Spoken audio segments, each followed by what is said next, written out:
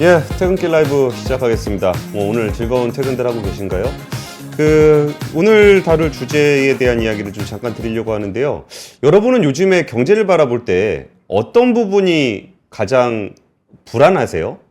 저는 지금 경제를 보면서 참 다양한 어려움들이 있을 법도 하고, 금리도 굉장히 높고, 그리고 물가도 많이 안 잡히는 것 같고, 그런데 왜 경제적으로는 문제가 없지? 왜 주식시장은 여전히 사상 최고치를 경신하고 있지? 왜 코인은 1억 원이 넘어가게 됐지? 이런 부분들이 아니 뭐 코인값 올라가는 거야 뭐 많은 사람들이 샀으니까 오르니까 뭐 그거 자체에 대한 생각보다 전반적으로 경제의 불안 요인들이 많음에도 불구하고 증시라든지 자산시장은 너무 높은 거예요. 그러면 이제 이런 생각들을 해보게 되는 거죠. 아, 원래 시장은 불안과 의심을 타고 올라. 그러다가 어느 순간이 되면 꺾이겠지. 그렇다면 어떤 것 때문에 꺾이게 될까? 금리가 높았을 때 금리 인하가 되는 시기에 자연스럽게 금리가 인하된 것은 뭐 전 세계적인 금융 역사에 많지 않습니다. 그 금리가 높은 상황 때문에 어딘가에서 문제가 생기고 그러면서 좀 급격하게 내리는 그런 흐름들을 역사는 반복해 왔는데요. 그렇다면 지금 우리 그러니까 전 세계 금융시장이 가지고 있는, 특히 미국 금융시장이 가지고 있는 문제는 뭐가 있을까라는 부분에 대한 얘기를 오늘 한번 짚어보려고 해요. 그 중에서 가장 얘기가 많이 나오고 있는 상업용 부동산에 대해서 집중적으로 알아보려고 하는데요. 우리나라 기자 중에, 저도 경제 분야의 기자 일을 하고 있지만 전 세계 경제 그루들을 가장 많이 인터뷰한 기자를 한 명만 꼽아봐라. 그러면 저는 이분을 꼽아보고 싶습니다. 중앙일보의 강남규 기자님 모셨습니다. 안녕하세요. 안녕하세요. 근데 이게 인터뷰인지 몰랐어요. 아, 그럼 어떤 건지 난 아셨습니까? 내가 인터뷰만 하다가 인터뷰 당하는 느낌은 묘한 긴장감을 주네요. 이게 여러 그루들로부터 안녕하세요. 얘기를 들으셨으니까 예. 그 얘기를 또 이제 종합 정리해서 그렇죠. 한번 쭉 얘기를 해주시면 한번 좋을 것 오늘 같습니다. 그러면은 그 뉴스 컨베어 벨트 예. 전달해주는 좋습니다. 한번 뉴스 쿠팡맨. 그렇죠. 근데 처음 우리 같이 처음 방송 진행해 보죠. 네, 제가 진행은 처음 하는 것 같습니다. 같이 방송 자체를 좀 처음 해보네요. 그렇죠. 처음 예. 해보죠. 네, 반갑습니다. 강릉 영광입니다. 기자님은 주로 이제 영어로 인터뷰를 하시기 때문에 제가 잘 참여를 좀 하지 못하고 되는 것 같은데 예. 요즘에 주식 시장 올라가는 거나 이제 코인 가격 올라가는 그런 자산 시장 올라가는 거 보고 있으면 좀 어떠세요? 그러니까 이런 투자 쪽에 관심이 그렇게 많지는 않으시잖아요. 근데 실제로 이 자산 가격 올라가는 거에 대해서는 누구나 다 똑같아요. 배가 아프기도 하고. 나도 배 아프고 아이고 기회를 놓쳤구나 그런 생각도 하고요. 단 그러나 이제 주로 이제 거시경제 그다음에 전체 시장 전체를 모니터링 해야 되는 직업상 예. 이게 이렇게 잘 나갈 때 우리 기자들은 그렇잖아요. 한 번쯤 무슨 어디서 보이지 않는 리스크는 없을까? 보이지 않는 복병이 나타나서 예. 갑자기 어느 한순간에 출렁하지 않을까? 그랬을 때 어떻게 이걸 또 이 출렁거림의 원인 이런 걸 어차피 기사를 써야 되니까. 그렇죠. 그래서 오늘 사실 아까 이제 우리 권프로가 그 미국의 상업용 부동산 예. 그 얘기를 했는데 이 미국의 월가의 이코노미스트나 애널리스트들이 끊임없이 복병 찾기를 해요, 사실은. 예. 그 첫 번째가 이제 떠올랐던 게 이른바 신흥국의 기업들이 갖다 쓴 달러나 유로화 소위 말하는 외채. 예. 기업들이 시장에서 조달한 외채일 것이다. 에버그랑데 이런 애들 외채 조달에다 디폴트 나고 그러니까 그랬으니까. 자기 자국 통화로 빌려 쓴 게 아니고 이 외채 이게 이제 어떤 뭐랄까 금융위기의 화살이 될 것이다, 방아쇠가 될 것이다. 근데 요즘 서서히 이 뭐 이니셜로 쓰고 있는데 사실은 뭐 그 CRE Commercial Real Estate 상업용 부동산이죠 사실. 새로울 것도 없고 그러는데 그 상업용 부동산 대출이 부실화되는 게 꽤 늘어나고 있는데 이게 아마 이 앞으로 발생할 위기에 방아쇠가 되지 않겠는가 그런 워닝을 많이 하고 있죠 사실. 그러니까 저도 이제 다양한 리스크들을 좀 고민을 해봤는데 이제 상업용 부동산 얘기를 좀 해주신다 그래갖고 오늘 제가 생각하는 가장 큰 리스크는 그 상업용 부동산 얘기 꽤 오랫동안 했던 것 같은데 예전부터 재미없으면 어떡하지? 그렇죠. 이게 저에게 지금 제일 큰 고민인데 네. 그 오늘 얘기를 이제 상업용 부동산을 하려고 한다고 하셨을 때 왜 상업용 부동산이라는 주제를 한번 좀 딥하게 취재를 하셨어요? 사실 그 어떤 위기에서 우리가 최근에 그 1990년대 이후에 거의 한 그 30년 동안 한 세대 동안 예. 거의 큰 위기는 부동산에서 왔거든요. 서브프라임 모기지. 그리고 그 이전에 일본의 거대한 그 부동산 거품. 버블. 네. 예. 가미가지 거품이라고 하는 거. 그다음에 지금 현재 일부 지역이죠. 전 세계 시장으로 본다라면 중국에서 분명히 지금 부동산 위기가 진행 중이거든요. 그렇죠. 그래서 이른바 이제 그 늘 그렇지 않습니까? 우리가 위기라는 게 발생하면은 비슷한 패턴에서 지금의 현재를 좀 이해해 보려고 하다 그러다 보니까 야, 이게 지금 상업용 부동산이 미국에서는 지금 복병이라 그러는데 이게 잘못하면은 여차하면은 2008년 미국발 금융 위기와 같은 그 경제 위기로 발전할 수 있지 않을까. 그런 그 경고의 말들이 굉장히 많이 울려 퍼지고 있죠, 사실은. 그래서 이제 관심 갖는 겁니다. 그럼 여기서 상업용 부동산이라는 단어를 많이 들어봤는데 네. 상업용 부동산이 뭐냐라는 것부터 좀 정의를 하고 가면 좋을 것 같아요. 그렇죠. 상업용 부동산 사실 부동산 시장이라는 게 주식 시장이나 뭐 파생 상품 시장은 단순해요. 일반적으로 미국에서는 상업용 부동산 시장에 들어가 있는 그 자산의 한 5가지로 분류를 하는데 예. 첫 번째로 이제 우리는 그 아파트라고 부르지 않습니까? 이 아파트는 미국에서는 등기가 안 됩니다. 등기가 안 된다고요? 네. 그냥 어떤 회사가 임대업을 하는 회사 그 곳이에요. 그러면 등기가 되는 다주택은 뭐냐? 공동주택은 콘도라고 부르죠. 콘도미니엄. 우리가 사는 콘도 하면 여행 가서 머무는 게 리조트. 예. 리조트가 아니고 사실은 그 등기가 되는 아파트는 콘도라고 부르고 일반적으로 이제 그 우리가 새 들어가서 사는 공동주택은 이제 아파트라고 하죠. 그러면 우리나라가 이제 뭐 월방 쓰듯이 그렇죠. 연방 써가지고 1년짜리 계약 맞으면 1년 동안은 내 그 공간을 거예요, 점유할 사실. 수 있는 예. 내 그래서 소유는 아니고 네. 예. 자기 소유는 아니고 이제 매달 임대료를 내고 사는 공동주택. 근데 그것도 상업용 부동산이에요? 그렇죠. 그것도 상업용. 그걸 이제 그 월가 사람들은 멀티패밀리 여러 가족이 산다 그래서 멀티패밀리라고 부르고 예. 그 다음에 이제 누가 뭐라 해도 우리 사무실 오피스. 예, 오피스 빌딩. 그 다음에 세 번째가 이제 우리 그 소상공인들이 생활을 고군분투하고 있는 상가. 그래서 그 리테일 부문의 상가. 그 다음에 이제 팩토리라든지, 그 다음에 호텔, 그 다음에 그 특수목적 부동산, 기타 뭐 이런 식으로 분류를 하거든요. 예, 예. 근데 이 CRE 시장이 사실은 이 2021년도에 예. 이 상업용 부동산 가격이 연 20% 가까이 가격이 올랐어요. 연 20%? 네. 와, 한 많이 올랐네. 1년에 20% 올랐고 심지어는 페드가 기준금리를 올리고 통화 긴축을 시작한 2022년에도 거의 2자릿수 이상이 상승을 해서 평균적으로. 그러니까 많은 사람들이 이게 상업용 부동산 시장, 미국의 상업용 부동산 시장을 왜 이렇게 관심 많고 그때 당시 가격이 많이 올라갔기 때문에 시중은행들이 엄청난 대출을 해줬죠.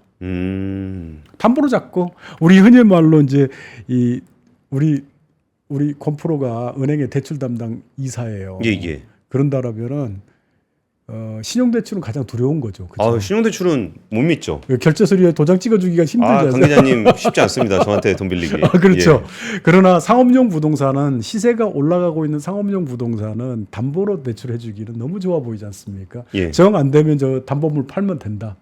예. 그런 심리적 안전판이 있었기 때문에.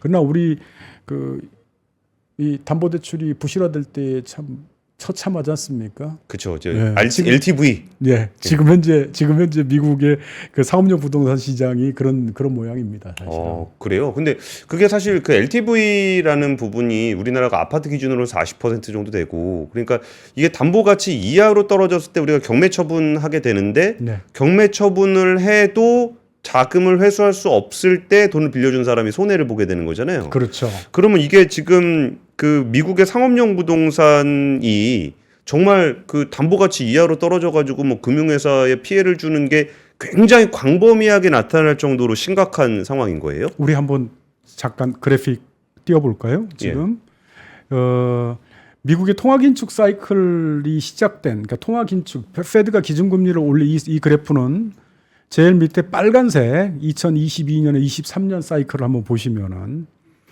이 이른바 상업용 부동산의 평균 가격이 페드가 기준금리를 올리거나 기타 그런 사이클이 시작이 된 시점에 견줘서 얼마나 떨어지는가 하면 지금 엄청나게 떨어지고 있거든요. 그 다른 긴축 사이클 때보다 훨씬 많이 떨어졌네요. 많이 떨어지죠. 저 현상이 나타난 게 22년 후반기서부터 예. 가격이 뚝뚝뚝 떨어지기 시작했습니다. 근데 우리는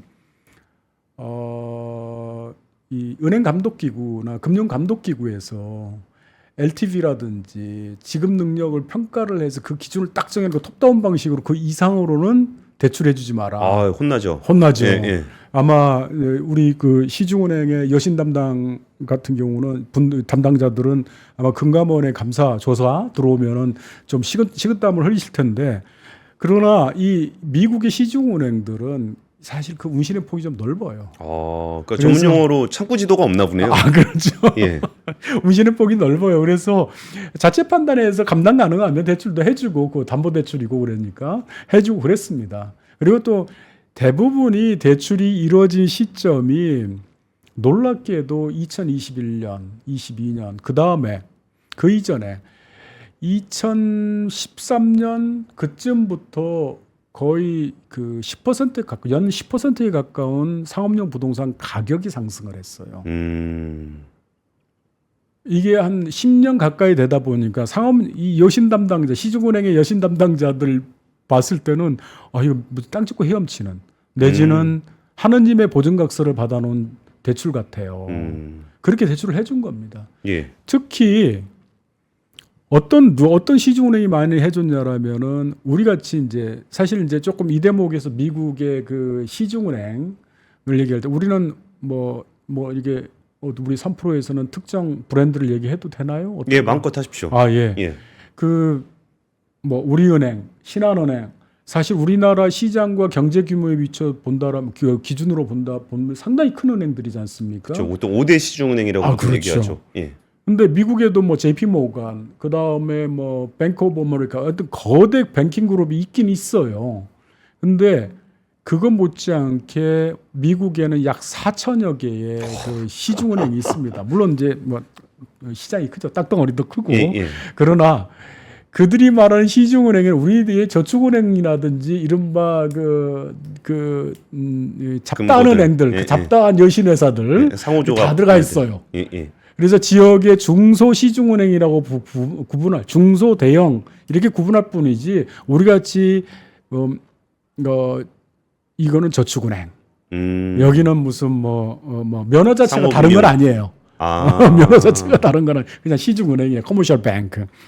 근데 이 시중은행 가운데서도 이 상업용 부동산 대출을 가장 많이 일으킨 곳, 거의 80% 추정입니다만은, 예. 추정입니다만은 80% 정도가 중소시중은행이 일으켰어요. 아무래도 자본 여력이 좀 약한 은행이 그렇죠. 가지고 있다는 거죠. 그 저금리 시대, 제로금리 시대 때에 거의 무이자나 마찬가지인 예금이 물밀듯이 들어왔지 않습니까? 예. 어차피 이건 어딘가는 굴려야지, 돈장사꾼이. 예. 어딘가는 굴려서 이익을 남겨야지 은행이 유지되는 거지 않습니까? 예. 그 과정에서 첫 번째로 이제 안정적으로 미국 국채와 MBS를 사고, 왜? 연준이 사준이고 있으니까 양적 완화 시기에.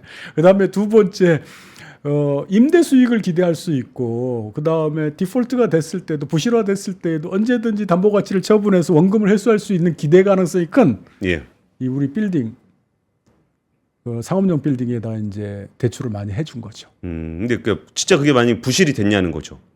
지금 사실 역사적인 기준으로 본다라면 아직은 그렇게 높은 편은 아닙니다.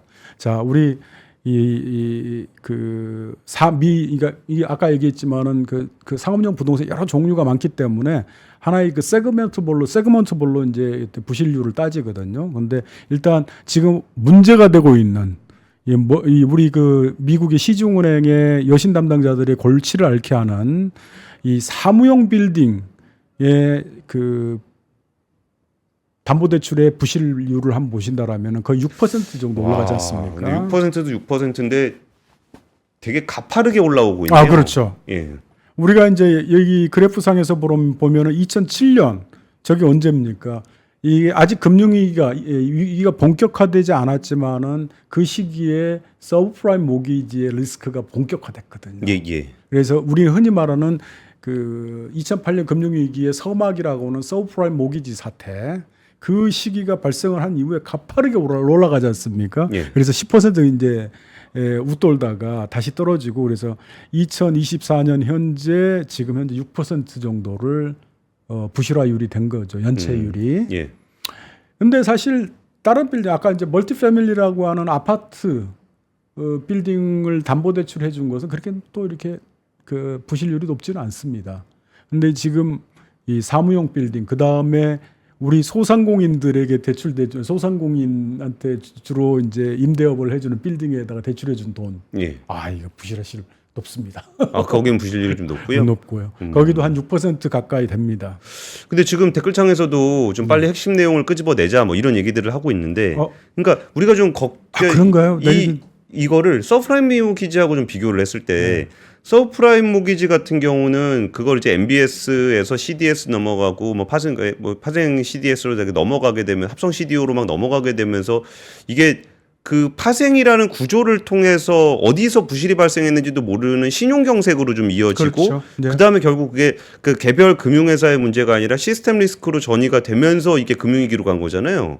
그러면은 지금 은행이 대출해 주다 보면은 경기 좀 안 좋고 그러면 좀 문제가 될 수도 있고, 상업용 부동산 해가지고 띄면은 뭐 돈 좀 뛸 수도 있고, 뭐 은행 한 4천 개 된다 그러면 그 중에 한 2개 터져도 뭐 그게 문제가 없다. 이게 일반적인 미국의 금융시장을 바라보는 시각이었는데, 의외로 그 작년에 실리콘밸리 은행이라든지 아니면 이번에 뉴욕 커뮤니티 은행 관련해서는 뭔가 좀 페드가 좀 빨리 움직인 경향도 있어 보이고 뭔가 심각한 문제라고 얘기는 했지만 별 문제는 없었잖아요. 그렇죠. 지금까지는. 그러면은 이게 진짜 문제가 되는 게 맞냐? 여기 뭐가 논쟁이 되고 있는 겁니까, 이게? 지금 그러면은 이 시중은행이 상업용 부동산 대출로 이른바 은행이 파산하는 사태가 발생할 것인가? 그렇죠. 그거지 않습니까? 예, 예. 일단 결론부터 말씀드린다라면은 아마 파산을 할 겁니다. 근데 그 전부터 지금 이 상업용 부동산 사태에 대해서 여러 가지 시각 중에서 가장 극단적이고 가장 비관적인 시각을 먼저 소개를 해드릴게요. 예, 좋습니다. 이런 게 좋습니다. 센 거부터 하시죠. 예. 최근에 이제 전미경제연구소, 우리 많이 들어봤을 겁니다. 우리 3프로 구독자분들 같은 경우는 MBER이라고 약칭으로 불리지 않습니까? 예. 그 상업용 부동산, 죄송합니다. 그 MBER 보고서 가운데에서 에리카 장이라든지, 이게 중국계 이코노미스트입니다. 그 에리카 장 등 몇몇 사람들이 공동으로 쓴 보고서 내용이 조금 월가에서 혈암이 됐어요. 지금 현재 상업용 부동산이 저렇게 지금 현재 그 예상대로 악화된다라면은, 부실화된다라면은 이 수개의 은행이 파산하거나 최악의 경우 300여 개의 은행이 지급 능력을 상실하는 사태까지, 유동성 위기가 아닙니다. 지급 능력을 잃고 파산하게 될 것이다 라는 얘기를 합니다. 예측을 했어요. 전체 은행의 10분의 1이 날아간다. 그렇죠. 지금 아까 얼핏 말씀드렸는데 미국의 시중은행 숫자가 4천여 개라 그랬지 않습니까? 거의 10%에 가까운 시중은행이 망가질 수 있다. 근데 워낙 극단적인 얘기를 해주셔서 그런 것 같은데, 제일 센 거 하신다고 해달라고 하니까 제일 센 거 하셨는데 이게 실감이 안 나는 거예요. 예. 아니 근데 좀 상업용 부동산 좀 안 좋다고 해가지고 미국 전체 은행의 10분의 1이 이것도 그냥 유동성 공급이 안 돼가지고 자금 경색이 돼서 그런 게 아니라 아예 그냥 디폴트가 되어버린다는 거잖아요. 그렇죠. 지금 사실은 이 음울한 시나리오가 제시된 그 배경에는 올해 2024년에 그 상업용 부동산 담보대출 가운데에서 그 만기 도래하는 부분이 엄청나게 많습니다. 자, 지금 약 그 미국의 시중은행이 상업용 부동산 대출을 해준 게 4조 6천억 달러. 4조 6천억 달러 정도면 얼핏 그 규모가 이제 생각이 7천조? 예, 7천조 정도 되는데 예. 그거보다도 독일의 세계 3위 경제가 됐죠. 일본을 제치고 최근에 엔화 값이 떨어지다 보니까. 예. 근데 이 독일의 GDP가 1년에 4조 4천억 달러 안팎이거든요. 어마무시한 걸 대출을 해줬어요. 그 가운데서 약 한 9,300억 달러가 올해 만기가 도래해요. 그러니까 만기 연장하든지 예. 아니면은 갚아야 되는 거거든요. 그렇죠. 근데 지금 9,300억 달러 가운데서 사실은 이 9,300억 달러가 대부분이 언제 이루어져? 거의 제로금리 시대 때 대출이 이루어진 거예요. 자, 우리 건프로가 빌딩 주인이라고 생각을 해봐요. 지금 거의 뭐 연 한 2, 3%짜리를 대출금을 쓰다가 지금 한 7, 8%짜리 갈 수 있는 거거든요. 그렇죠. 그럼 이자를 거의 한 4배를 내야 되는 상황이 되네요. 아무리 임대 수입이도. 그런데 지금 현재 많은 사실은 오피스 빌딩 같은 경우는 우리가 이제 이른바 재택근무가 늘고 팬데믹 이후에 수요도 많이 줄었거든요. 그런 어떤 노동 환경의 변화도 있지 않습니까? 그런 상황에서 그 이자를 감당할 수 있는 사람들이 부동산 소유자들이 상업용 부동산 소유자들이 얼마나 될까? 거기는 이제 만기가 짧은가 봐요. 대부분 지금 현재 상당 부분, 그러니까 아까 이제 얼핏 제가 이 대목을 얘기를 안 했는데요. 굉장히 짧은 것도 있고 30년짜리도 있습니다. 근데 대부분이 이 펀드들이 말이죠. 미국의 상업용 부동산 펀드가 있습니다. 투자 펀드가 리츠하고 좀 달라요. 이 투자 펀드들이 투자자들이 돈을 받아서 빌딩을 하나 사요. 그리고 나서 거기에서 발생하는 임대 수익을 일단 자기 투자자들에게 수수료를 떼고 뭐 운영 보수라든지 그 수수료를 떼고 전달을 해주고 자본 차익, 이른바 가격이 상승해서 발생하는 캐피탈 게인에 대해서도 투자자들이 돌려주는 펀드예요. 이런 펀드들이 거대 빌딩을 많이 사들였어요. 왜 그러냐면 채권처럼 안정적인 소득도 발생하는 임대료라는, 그리고 시세 차익도 기대할 수 있지 않습니까? 그들이 갖다 쓰는 뭉칫돈을 갖다가 대출 받아서 빌딩을 샀었어요. 그것은 만기가 짧아요. 펀드로 돼 있는 거는 만기가 짧아요.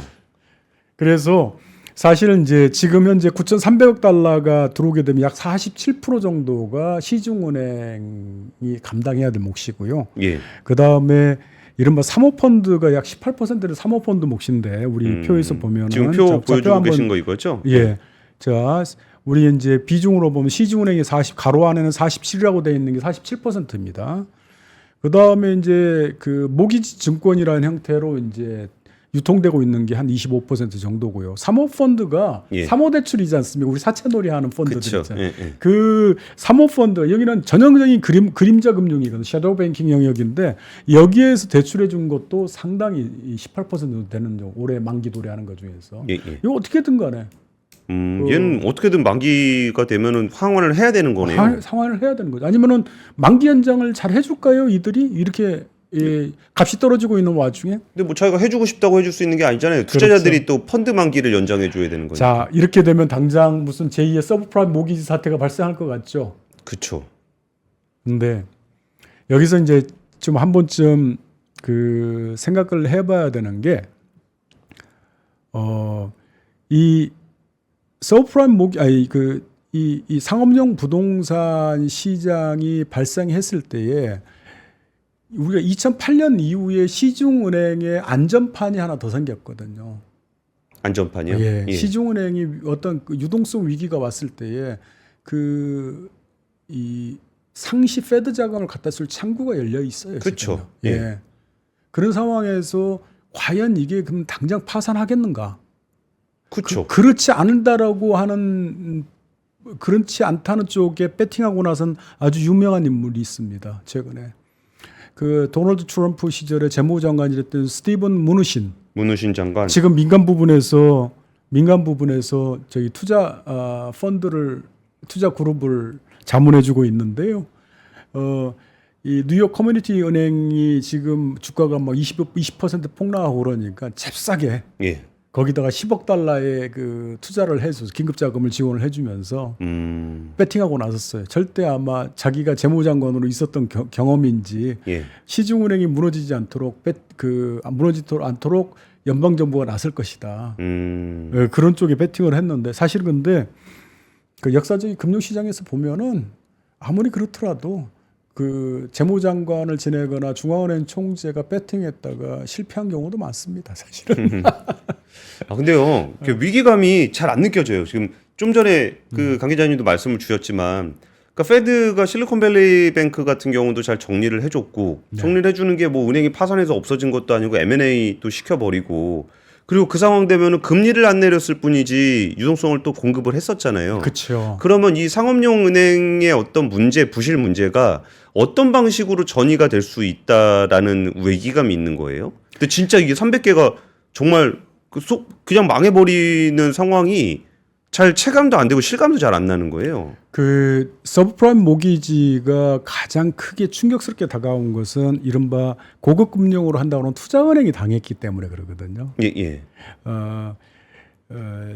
이른바 이제 리먼 브로더스 같은 정말 거대 금융 그룹이었지 않습니까? 그 정도가 이 부동산에 의해서 휘청거리는 걸로 봐서는 엄청나게 이제 놀라운 사건이죠, 사실은. 예.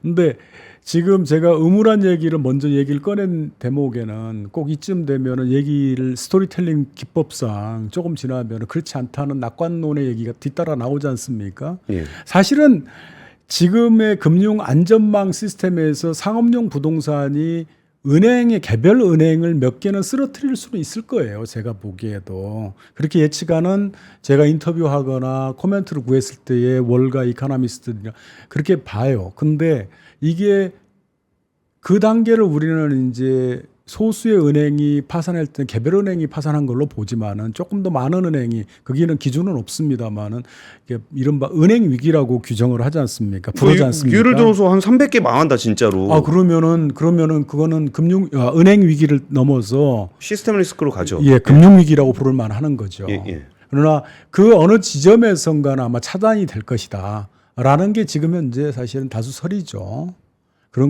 그렇습니다. 그러나 단 여기서 이제 우리가 생각해야 될 놓치지 말아야 될 변수가 하나 있습니다. 사실은 미국의 시중은행이 담당하고 있는 신용 창출, 이른바 영어로 말하면 머니 크리에이션. 예. 우리는 중앙은행이 통화 공급을 하는 걸로 보이지만은 사실은 중앙은행은 변속기를 조절할 뿐이죠. 예. 이 달러를 창출해서 공급해 주는 건 시중은행, 범시중은행권에서 해주고 있거든요. 예, 예. 근데 그런 어떤 달러의 원동기라고 할 수 있는 시중은행이 위기에 빠졌을 때에 이 가뜩이나 통화 공급이 안 이루어지지 않습니까? 긴축의 시대에. 그렇다면 미국의 실물 경제가 당할 수 있는 경기 침체 가능성이 높아질 수 있다. 예. 그 대목에서 조금 이런 상업용 부동산과 또 다른 시중은행을 위협한 또 다른 복병이 하나 있거든요. 그래서 둘이 만났을 때에 어떻게 될 것인가. 제가 하나 이제 상업용 부동산과 다른 또 하나의 복병이라고 하는 미 시중은행 장부상에 쌓여 있는 미실현 손실. 예. 사실 지난해 4분기 기준에 가장 업데이트된 자료인데 약 시중은행에 4천억 달러 정도의 손실이 발생해서 장부에 쌓여 있어요.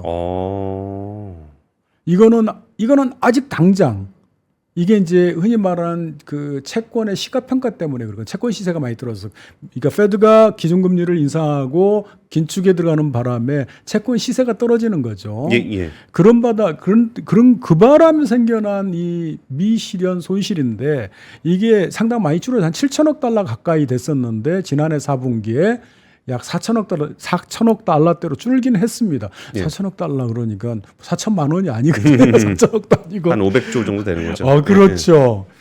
그 정도 줄어 있어요. 지금에서 체력이 굉장히 약해 있는 상황인데. 예. 자, 그러면 여기다가 CRE, 그러니까 상업용 부동산 사태까지 겹친다고 한다라면은 미국 시중은행 중에서 견뎌낼 곳이 없을 것이다. 이게 이제 최악의 시나리오죠.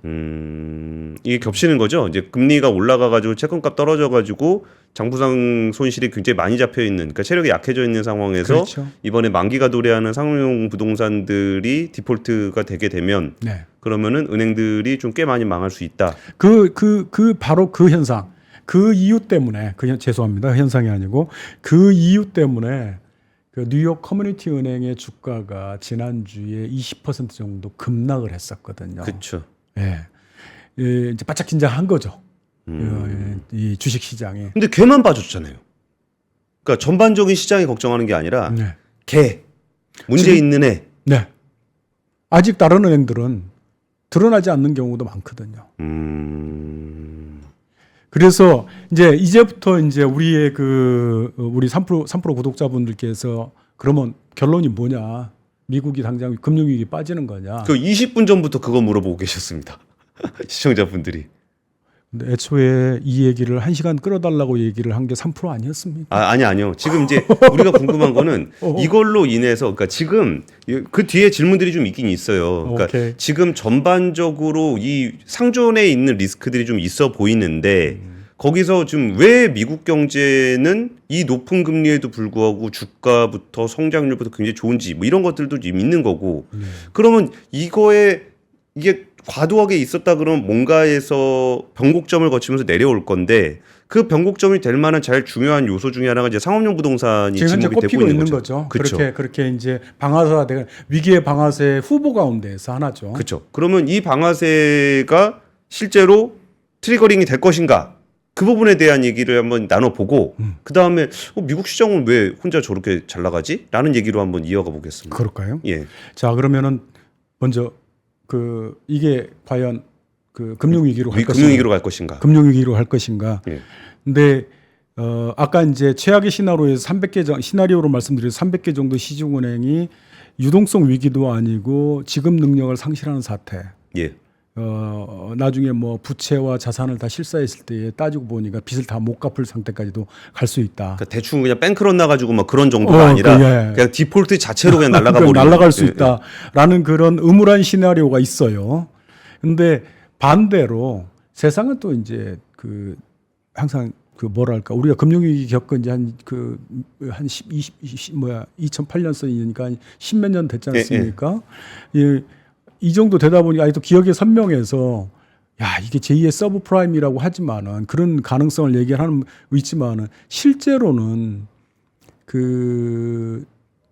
이 페드가 중앙은행이 그리고 미국의 예금보험공사 등 미국의 금융 안전판이 있지 않습니까? 예. 그들이 개입을 어느 정도까지 할 것인가? 그렇죠. 중요하죠. 예. 예. 조기에 진화시킬 태세는 준비가 돼 있어요, 사실은. 사태가 만약에 발생했을 때에 과거에는 모럴 해저드라든지 도덕적 해이라든지 그 다음에 다양한 어떤 뭐랄까 우리가 이제 가끔 저는 이제 경제에서 청교도 윤리라고 하는데 그런 기준에 따라서 망할 은행은 망하도록 내비둬야 되는 그런 게 아니고 이제 시스템 위기로 번질 게 대비해서 신속하게 대응할 준비는 돼 있고 시스템도 만들어져 있습니다. 지금 현재 상설 자금 창구도 열려 있고요. 근데 문제는 뭐냐면 여기서 꼭 한 가지 인간적인 요소가 개입이 돼요. 우리가 제롬 파월 등이 인플레이션이 초기에 물가가 상승률이 고개를 쳐들었을 때 판단 착오를 결과적으로 받지 않습니까? 일시적이라고 그랬죠. 그렇죠. 네. 이 대목에서 항상 인간의 불완전한 인간이 저지르는 실수 이게 꼭 있어요, 사실은. 예. 그런 페드가 내지는 미국의 어떤 뭐랄까 예금보험공사의 수뇌부들이 판단을 할 때에 신속하게 뛰어드는 그런 상황을 자칫 시간을 끌었을 때는 금방 사태가 걷잡을 수 번질 수 있다. 그 다음에 아까 이제 얼핏 우리 건프로가 말했다시피 상업용 부동산은 금융용어로 말한다라면은 상업용 부동산 대출은 금융 용어에서 이른바 이제 어떤 다른 그러니까 맛이 추가되지는 플레인 바닐라 금융 상품이라고 그래요. 그냥 아주 그 솔직하게 그쵸. 담보 잡고 대출해주고. 근데 불행하게도 최근에 여기에도 약간 파생 상품 기법이 개입된 부분이 나타나고 있어요. 그래서 상업용 부동산 MBS, 그러니까 부동산 담보 대출을 바탕으로 한 증권화가 이루어진 거죠. 그 대목이 이제 퍼져 있고, 그다음 두 번째 하나의 변수가 뭐가 있냐면은 그 미국의 감독 당국의 이 뭐랄까 모니터링과 제재를 받지 않는 그림자 금융이 또 상당히 많은 돈을 상업용 부동산 담보대출을 해줬어요. 이 주로 사모펀드들이 대출해주는, 사모펀드들이 요즘 시중은행 역할도 하지 않습니까? 예. 그 사모펀드들이 대출해준 것은 순전히 안전판이 돼주질 못해요. 그래서 시중은행은 구제할 수 있어요. 예. 그리고 그럴 만한 법적 장치도 있고, 그 다음에 우리가 그 2008년 헨리 폴슨 재무장관이, 그때 당시 재무장관이 미국 재무장을 큰 실수했던 게 투자은행을 그러니까 시중은행으로 보지 않고 계속 그 시중은행이 아니기 때문에 성급하게 구제금융을 하지 않았거든요. 그 바람에 리먼 브로더스가 파산하면서 사태가 커졌지 않습니까? 예. 그 비슷한 빈틈이 사모펀드예요, 지금 현재. 사모펀드를 미국의 페드가 저 구제에 들어가야 되는가 말아야 되는가, 이 문제가 걸려 있습니다, 지금. 그러니까 그러나 규모가 크진 않아요, 다행히. 그러나 빈틈은 분명히 있다라는 거죠. 그 다음에 시중은행도 긴급하게 이 페드가 개입을 했다 하더라도 그 긴급이라는 게 관료들의 의사결정은 시간이 걸려요. 그렇죠. 시장에다가 유동성을 풀어주는 거하고 달리 그 시중은행에게 공적 자금을 투여해주고 하는 과정은 굉장히 법적 절차를 거치는 거거든요. 예, 예. 그 과정이 시간이 걸려. 그때 이제 시장 이제 가파르게 악화되는 거죠. 그런 가능성은 있습니다. 자, 그런데 이런 가능성을 놓고 저한테 그러면은 결론부터 말한다면은 상업용 부동산 사태가 끝내 그러면은 금융위기로 갈 것이냐? 예, 예. 그 질문을 저한테 묻는다라면은 이건 어차피 예측과 추정의 순간이기 때문에 저는 그 정도까지는 안 갈 것 같아요. 아까 이제 이 상업용 부동산의 어떤 파생화, 구조화 과정이 그렇게 비중이 크진 않아요. 물론 전체 우리가 이제 그래서 비중이 크지 않다는 것은 결코 좋은 증거는 아니거든요. 2008년도에 그 미국의 모기지 담보대출, 그러니까 모기지 금융, 그 모기지 총액 대비 파생화된 부분이 그렇게 비중이 크진 않았어요. 그랬는데 이 그러니까 파생 상품되고 구조화된 그 영역이 비중이 크지 않았음에도 불구하고 이 시장으로 번져나가는 그 속에는 뭐가 있냐면 이게 가격이 너무나도 꼬여나 있기 때문에 가격 산정, 프라이싱의 문제가 걸려 있었거든요. 이게 도대체 얼마까지 값을 낮춰야 되는 건지, 그때 당시에 아무도 모르니까 일단 팔고 덤핑 치고 그러다가 폭락하고 그 과정에서 금융위기, 그 시장 자체 자산 가격이 폭락하는 단계까지 갔지 않습니까? 예.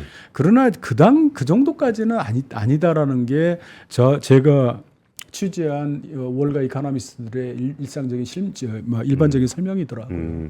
강의님, 근데 여기서 또 궁금한 것 중에 하나가 말씀을 들어보다 보니까 그 태도의 문제가 좀 중요하겠다라는 생각이 좀 들었어요. 그러니까 이게 위기가 발생을 하게 되면 어떻게 해야 되는지는 단연간의 경험이 좀 있었고, 그 SVB 문제 같은 건 실리콘밸리뱅크가 무너졌을 때 그때 그 자넷 옐런 장관을 비롯한 미국의 어떤 리더들이, 경제 분야 리더들이 그때 뭐 예금자 보호 다 해줄게, 뭐 이런 것들은 예전에는 사실 그 아까 강 기자님이 도덕적 해이라는 말씀을 해주셨는데 도덕적 해이라는 단어 자체가 굉장히 좀 낯선 단어가 돼버렸어요. 그렇죠. 예, 글로벌 금융위기 때만 하더라도 의회에서 그건 도덕적 해이를 일으킨다, 이거 뭐 투기해갖고 파생 상품 하던 애들을 왜 구제하냐 막 그러면서 뭐 치고받고 하다 의사결정 늦어지고 막 그랬는데, SVB 때 그냥 뭐 예금자 뭐 다 해줄게요 그러는데, 야 근데 법적으로 가능한 거야? 찾아보면 다 방법은 있어요. 뭐 이런 식으로 해서 그냥 넘어갔거든요. 근데 지금 이렇게 상업용 부동산 문제도 결국은 미국 정부와 어떤 미국 미국이랑 국가가 정부와 국민들 여론이라는 거 중요하니까 이거를 이렇게 그 취재를 하시다 보면은 그러니까 미국에 있는 그 경제 전문가라는 분들이 이런 상황에서 정부가 시장에 이렇게까지 지원해 주는 거에 대한 부분들에 대한 인식은 좀 어떤가요? 실제로 이제 그 스티브 행키 구체적으로 말했습니다. 하나 예를 든다면 그 미국의 그 존스 홉킨스 대학의 이제 몇 안 되는 통화론자 스티브 행키 전 옛날에 그 레이건 행정부 시절에 그 백악관에 그 경제 자문을 했던 그 통화론자는 격분을 하죠. 격분을 하면서 이 페드가 자기의 쌈짓돈 내듯이 국민의 돈을 저런 식으로 마구 쓴다는 거에 대해서 특히 또 심지어는 페드가 펀드만 열면은 재무부 돈 갖다가 일부 넣고 자기들 발권형에서 펀드 만들어 가지고 소위 말하는 그 페드가 만든 페이퍼 컴퍼니가 한두 개가 아니지 않습니까? 그렇죠. 그러면 뭐 다 살려주잖아요. 죄송합니다. 네. 그런 식으로 해서 엄청나게. 근데 대부분이 나 이런 대목에서 우스갯소리 하나 한다라면은 어떤 하나의 이론에 대한 원론적인 이론에 대한 집착은 약간 그 핵심 국가 핵심력 이게 무슨 저기 뭡니까 종속 이론은 아닌데 그러니까 어떤 뭐랄까 영미권이라든지 그런 쪽은 급하면 할 수 있지. 마치 그 성리학의 어떤 몇 가지의 개념에 조선시대 때 후반기에 너무 집착을 했지 않습니까? 우리 조선에서는. 그러나 이제 중국에서는 뭘 했어요? 그냥, 그게 뭘 할 때는 됐어. 그냥 하면 되는 거지. 그게 뭘 따져. 뭐 이런 식의 태도가 사실은 우리가 흔히 말하는 실용적인 태도죠. 그렇죠. 우리 곰프로 말한 아까 태도라고 말씀하셨던 그 부분에 대해서 미국의 죄송합니다. 통화정책 담당자 특히 그 월가 이코노미스트들 보면은 뭐 지금까지 이 경제 원칙을 깬 게 한두 건이야. 그렇긴 하죠. 예. 사실 미국 정부가 하나 에피소드를 얘기한다면 레이건 행정부 시절에 대부조합 사태가 발생했지 않습니까? 그때 당시 정확하지는 않습니다. 그때 당시 예금 보장 한도가 $25,000 이내였어요. 그런데 그 대부조합 사태에 발생했을 때 예금을 전액 보장해 줬어요. 그때도 해줬구나. 네, 전액 보장해서 이미 1980년대에 그런 짓을 했어요. 미국 정부는. 그러니까 지금 와가지고 그러니까 말이 그렇다는 거지 뭐. 그게 미국식 실용주의라고 부르든 아니면은 뭐 우리나라에 이제 가끔은 이제 이코노미스트 이런 얘기를 하던데 이 통합 패권국 이른바 기축통화국의 어떤 뭐 여유라고 부르든 뭐 이유가 뭐든 간에 굉장히 유연합니다 사실은. 사실 그게 뭐 우리나라가 그랬다가는 그냥 IMF가 들어와가지고 막 꿀밤 때리면서 금리 올려라 뭐 예산 줄여라면 난리를 쳤을 건데. IMF도 요즘은 그렇지도 않아요. 그래요? 오히려 제가 이제 이게 딴 얘기로 흐르는데 그 어떤 아까 이제 태도, 어떤 문제를 대하는 태도, 경제 위기를 대하는 태도 측면에서 본다라면은 죄송합니다. 유럽의 재정 위기가 발생했을 때 독일은 어떤 뭐랄까 이 지중해 연안의 그리스, 이탈리아, 스페인 얘들 도저히 용서할 수 없다라고 부르짖는데 IMF는 야 원금 깎아줘 이런 얘기를 했었거든요. 그러니까 어떻게 말할까 이게 오히려 우리는 한때는 뭐 영미권 내지는 우리 금 팔았잖아요. 예. 지금은 그렇지 않습니다. 그냥 하면 됩니다. 알겠습니다. 그럼 여기서 또 하나 좀 아까 질문을 드린다고 했던 지금 그 상황 자체가 정말 미국에서 원칙을 깨고라도 문제가 발생하면 작은 문제가 발생하더라도 크게 번질 경우를 대비해서 작은 문제가 발생하더라도 그냥 다 틀어막을 준비는 이제 세팅을 해놓은 것 같은데 그런 정도의 약간의 위기의식들은 좀 있는 상황에서 왜 지수는 굉장히 높고 왜 자산 가격은 높고 통화량은 또 이렇게 별로 많지도 않잖아요. 그렇죠. 그러면은 이게 또 다른 나라들도 뭐 우리나라도 경제 성장률 뭐 1%도 나오고 그 신흥국들도 별로 안 좋은데 미국에서 지금 이렇게 좋은 뭐 아이러니는 있긴 하죠. 이렇게 경제 성장률도 좋고 고용도 좋고 실업률도 낮은데 바이든 대통령 지지율은 낮아. 이거 조금 이상하긴 하지만 이렇게 미국 경제가 좋은 부분에 대해서 그 취재하시는 그런 그루들은 어떻게 보세요? 이게 정상적으로 보이진 않거든요. 그러니까 그 부분에 대해서 최근에 나와죠. 그 전에도 있었던 말인데 미국 경제의 독특함. 미국 경제는 달라라는 그런 담론이라 그럴까요? 예. 그런 말이 갑자기 요즘 더 커지고 있습니다. 아. 왜 그래서 케네스 로거프 금융위기 전문가죠. 그런 사람이 자기 어떤 글로 쓰는 걸로 봐도 미국 경제는 왜 이렇게 다른가? 다들 유럽이라든지 독일 지금 EU 경제 좀 별로 이렇게 시원치 않거든요. 1% 아니면 2%죠. 예, 중국은 길게 말씀드리지 않겠습니다. 한국 정치 논쟁으로 비화될 수도 있으니까 생략하겠습니다. 그러나 미국은 지금 현재 놀랍게도 지금 이 자산 가격, 그러니까 증시 좋죠. 예. 그 다음에 물론 최근에 와가지고 좀 삐그덕거리고 있습니다만은 고용 좋죠. 물론 최근에 와가지고 그 일자리 증가율이 확실히 둔화됐더라고요. 예. 페드의 긴축 때문에 여전히 잘 굴러가고 있습니다. 물론 내부의 인종 갈등, 그 다음에 빈부의 격차 심각하죠. 근데 이제 잘 굴러가고 있어요. 그래서 미국이 이렇게 독특한 미국만의 특별함, 이거의 근원에 대해서 월가 이코노미스트는지 사실은 제가 어떤 신비론적인 설명을 할 수도 있어요. 미국이 무슨 교육 시스템, 혁신 추구형, 여러 가지 그 이게 애매모호한 말로 여러 가지 얘기를 할 수는 있습니다. 근데 그 경제 기자로서 조금 구체적인 설명 중에서 사실 좀 딱 집어서 소개해드리고 싶은 것은 그 영국의 파이낸셜 타임스의 수석 칼럼니스트, 경제 칼럼니스트인 그 마틴 울프가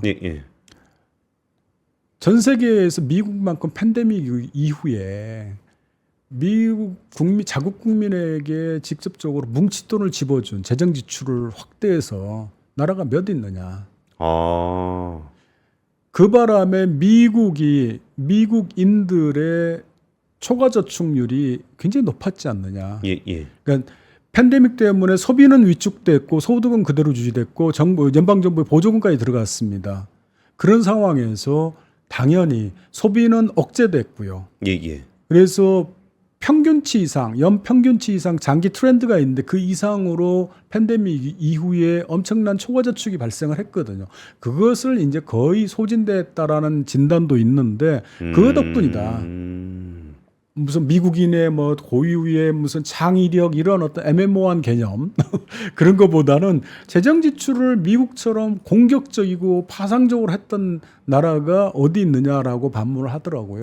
그 말이 사실은 의미 있게 들렸습니다. 그러면 이제 약간은 화폐적인 현상, 주머니에 돈이 들어왔기 때문에 그걸 쓴 거고 썼으니까 경제가 돌아간 거고 그 돈이 자산 시장으로도 가서 이렇게 주가가 오르는 거고 실질적인 경제 또 우리 또 이제 어댑티브 익스펙테이션, 그러니까 과거의 어떤 과거의 경험 때문에 그동안에 또 이 팬데믹 이후에 주가가 급락했지만은 금방 또 우리 미국의 개미 투자자들이 엄청나게 사들여서 자산 차익도 많이 누렸지 않습니까? 캐피탈 게인도 많이 얻었고요. 근데 어쨌든 그 돈은 결국은 펀더멘탈하게 변한 건 아니기 때문에 좀 소지는 좀 될 거고. 그래서 전통적인 그 경제 분석가들은 미국의 재정 적자를 봐라.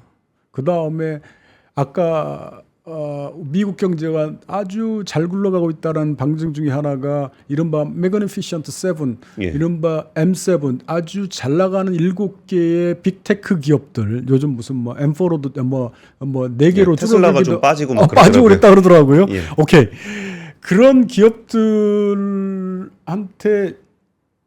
소득 불평등뿐만 아니라 자본 시장에서도 쏠림 현상이 심해지는 것 자체가 오히려 또 위기의 전조 증상일 수 있다라고 또 우리 그 전통적인 이코노미스트들은 경고를 하죠. 하긴 그렇긴 한 것 같아요. 이게 S&P에서 이제 실적 나오는 걸 보더라도 그러니까 주가가 좋은 회사들은 실적도 좋아요. 네. 근데 걔네가 이제 큰 회사들이 주가를 끌어올리고 있긴 하지만 나머지들은 실적도 별로 안 좋고 주가도 별로 안 좋은 그런 그렇죠. 상황이라 좀 이거를 잘 그러니까 우리나라 기준으로야 우리나라 투자자들이 사는 주식들이 대부분 그런 주식이니까 그쪽에 그쵸? 좀 관심이 좀 많은 네. 것 같고 펀더멘탈하게는 좀 그럴 수도 있겠군요. 그럼 올해는 좀 취재하실 때 그쪽에서는 좀 어떤 분야, 그러니까 사실 올해가 뭐가 많잖아요. 뭐 대선도 있고 뭐 노이즈도 많고 금리 인하 시점에 대한 얘기도 있고 막 그런데 요새 좀 이렇게 그쪽 그 월스트리트라든지 아니면은 경제학자들이라든지 취재하실 때 좀 주로 다루는 주제들은 좀 어떤 부분들이 있어요? 당연히 이 11월 대선 변수가 사실은 죄송합니다. 11월 대선 변수가 이 투자자들에게 특히 대형 펀드의 매니저일수록 예. 거기에 대해서 촉각을 곤두세우고 있어요. 미국도 대선 우리 흔히 말하는 그 대선의 불확실성 해가지고 이 금리라든지 자산 가격이라든지 계량적으로 데이터를 쫙 몇십 년치 대선이 있는 해의 변동을 따져 보면은 보통 이제 미국의 대선이 11월 달에 있지 않습니까? 그러면은 뭐 여름서부터 아주 주가라든지 자산 가격이 급등락해요. 변동성이 커져요. 예. 그 변동성이 커지는 그 대목에서 그 장기 투자자들이야 그냥 넘어가면 되겠지만은 그렇지 않거든요. 그렇죠. 그 대목에 대해서 특히 이번에 도널드 트럼프와 조 바이든 현재 대통령과 도널드 트럼프 전 대통령의 리턴 매치인데 그 리턴 매치에 따라서 그 나타나는 그 정책적인 변수가 상당히 크다. 정책의 변화가 첫 번째는 뭐 최근에 나오는 얘기입니다. 뻔한 얘기죠. 사실 진부한 얘기인데 그 기자들이 또 이게 뭐 너무 알려진 얘기는 입에 올리기 싫어하지 않습니까? 근데 사실 그 중국을 상대로 관세를 어떻게 할 것인가? 그렇죠. 뭐 60% 매긴다고 뭐 그런 얘기도 하고. 이미 해운업계에서는 거기에 대한 대응을 하고 시작했다라는 뉴스가 벌써 전달이 돼 있으니까. 지금 선박의 용선율이 떨어지고 있다는 얘기가 있어요. 물동량 줄어들 것을 감안해서. 예. 그렇다면은 우리 조선업계도 사실은 만약에 그 시나리오대로라면 이건 굉장히 조심스럽게 말씀드린 겁니다만은 우리 조선업계도 돌고 돌아 시간차를 두고 영향을 줄 수도 있는 겁니다. 사실은 그런 거라든지 그 다음에 우리가 흔히 말하는 정책 변수 중에서 이 미국의 전문가들이 최근에 와가지고 부쩍 입에 올리는 얘기 중에 하나가 이 포퓰리즘이에요. 포퓰리즘. 예. 오, 전형적인 단어죠. 전형적인 단어죠. 근데 포퓰리즘이 우리가 생각할 때 어떤 정치 이데올로기라고 생각하는데 사실 포퓰리즘 정치 이데올로기가 아니고 그 정치인들이 보이는 행태에 대한 묘사의 단어거든요. 그러니까 그 대표적인 그 포퓰리스트를 미국 역사에 꼽으란다 하면은 프랭클린 딜라로 루즈벨트예요. 루즈벨트? 예. 되게 존경받는 대통령 아니었어요? 그렇죠. 근데 대공황에 빠진 미국인들에게 이 화롯가에 앉아가지고 대중 친화적인 소통을 하고 그랬지 않습니까? 그 다음에 적극적으로 손잡아주고 대중들 그 전에는 그렇게 미국 대통령 그런 행태 보인 사람 드물었거든요. 자, 그러면 포퓰리즘이 그러면 뭐가 문제냐? 지금 그 미국 내에서도 아까 얘기했지만은 도널드 트럼프 지지자들과 이 조 바이든 지지자들 사이에 갈등이 심하거든요. 그 정치적 양극화가 있는 상황. 이럴 때 서로 간에 자기 지지 세력들을 공고 유지하기 위한 경제적인 정책 변화가 심하게 발생할 수 있다. 그런 상황이죠. 세제라든지 그 다음에 그 우리가 그 제일 중요하게 생각하는 게 이제 우리 테슬라를 우리 그 한국인 투자자들 서학겜이라고 부르는 한국인 투자자들이 굉장히 관심이 있고 테슬라의 운명이 뭐예요? 그 보조금이지 않습니까? 예. IRA 보조금. 보조금. 이 문제를 어떻게 도널드 트럼프로 가져갈 것인가? 여러 가지 정책적인 변수가 많거든요. 그렇죠. 그런 거. 그 다음에 아까 다시 반복됩니다만은 대중 관세를 어떻게 가져갈 것인지. 이런 겁니다. 그럼 마지막으로 오늘 되게 다양한 이야기를 나눠봤어요. 지금 미국 경제의 리스크라고 할 수 있는 상업용 부동산 문제, 그리고 금융시장을 대하는 미국의 어떤 엘리트들의 어떤 태도의 문제, 그리고 이제 뭐 대선 얘기까지 좀 해봤는데 우리나라 입장에서 지금 되게 글로벌한 경제에 대한 얘기를 다양하게 좀 나눠봤잖아요. 예, 예. 그러면 우리나라 입장에서 좀 관심 갖고 봐야 되는 부분들 아니면 영향을 받을 수 있는 부분들 우리 기자들이 흔히 하고 있는 아무 일이 안 일어나더라도 하늘이 무너지지 않을까라고 해서 어딘가를 바라보고 있어야 되는데 우리 한국 입장에서는 그렇게 바라볼 요인들은 좀 뭐가 있을까요? 사실 산업적인 부분에서 여러 가지 이제 그 노출된 리스크들이 있지 않습니까? 우리나라 반도체 회사들이 늘 그런 얘기 그런 그 하는데 저는 사실은 그 취재하면서 주로 이제 시선이 제 취재 영역이 외부에 있다 보니까 예. 한국을 의외로 이렇게 상대화해서 거리두기 보이게 되더라고요. 예. 이 한국이 지금 현재 한국 경제에 대해서 가장 그 우려 섞인 그러니까 해외 전문가들 내지는 무슨 전문가들하고 인터뷰를 하다 보면 상투적으로 하는 얘기가 있어요. 너희들 너무 잘한다. 이렇게 어떻게 그렇게 기술 제조업 아주 하이테크 소위 말하는 그 첨단 제조업을 그렇게 육성할 수 있었는가 뭐 그런 찬사 거기에 대해서 뭐 자주 듣다 보니까 진부해져 가지고 뭐 이렇게 감동도 저 같은 경우 덜한 편인데 그러나 너희들 근데 가계부채는 어떻게 처리할래? 라고 물어보거든요. 가계부채. 우리나라 GDP의 100% 넘었어요. 거의 100% 수준이에요. 그럼 뭐 GDP 대비 정부의 부채 비율은 국가 부채 비율은 한 40% 정도 되는데 그건 이제 공적 자금으로 언제든지 구제를 해줘야 되는 그런데 그 구제에 대해서 어떤 메커니즘으로 잘 이루어질 것인가 부드럽게 거기에 대해서 해외 전문가들이 끊임없이 지나가는 말이라도 한마디씩 해요.